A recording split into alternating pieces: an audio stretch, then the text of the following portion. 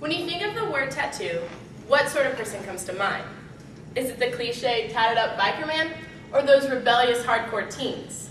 Or do you associate with this man, or this woman, or even a college student like myself? Do you ever associate Christians and tattoos together? The truth is, most of us do not initially think of tattoos and automatically think Christian. In fact, some Christians would even consider it a pagan practice and a sin. Today I will be sharing with you why I believe there is nothing biblically wrong with Christians getting tattoos, the statement of faith that you reveal to people, and why it is wrong to judge Christians with tattoos. This leads me to my first point. There is nothing biblically wrong with getting tattoos. Anyone you talk to will try to tell you tattooing is a sin, without a doubt brings up the infamous verse in Leviticus. It says, "Do not cut your bodies for the dead and put tattoo marks on yourself. I am the Lord."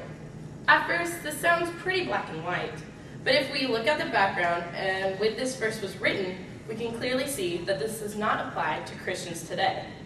You see, in this verse, God is warning the Jewish people about pagan practices at funerals. You see, they used to cut themselves and mutilate themselves to appease their false gods.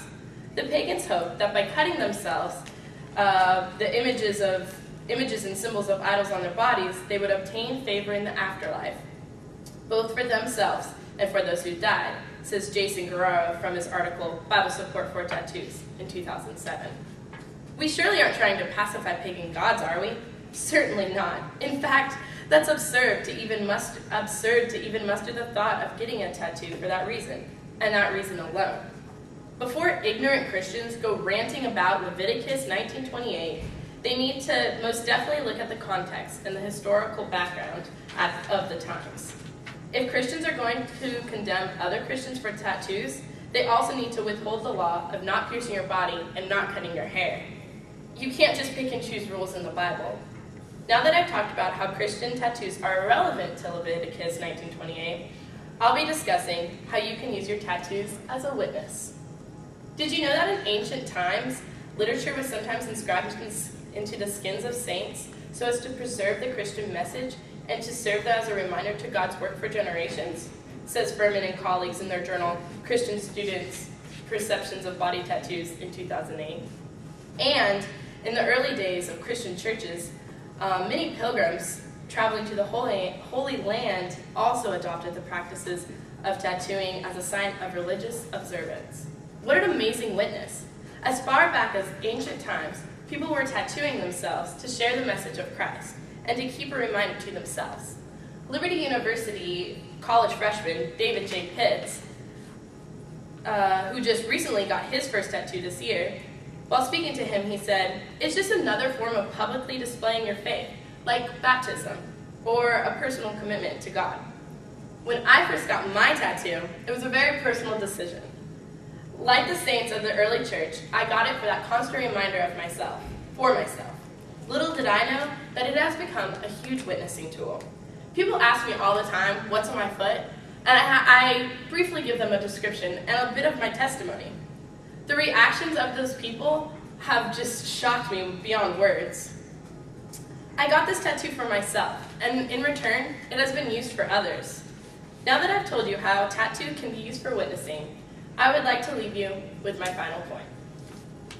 I don't care if you want to get a tattoo, have a tattoo, or never in your whole life think about getting a tattoo. That is your choice.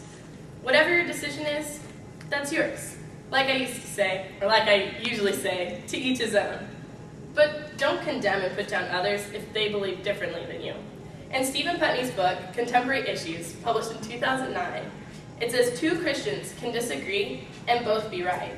To put it in terms that relate to this topic, if you feel convicted about getting a tattoo, don't get one. But if you're okay with it, that's perfectly fine and that's your decision. Do not judge others, and you will not be judged.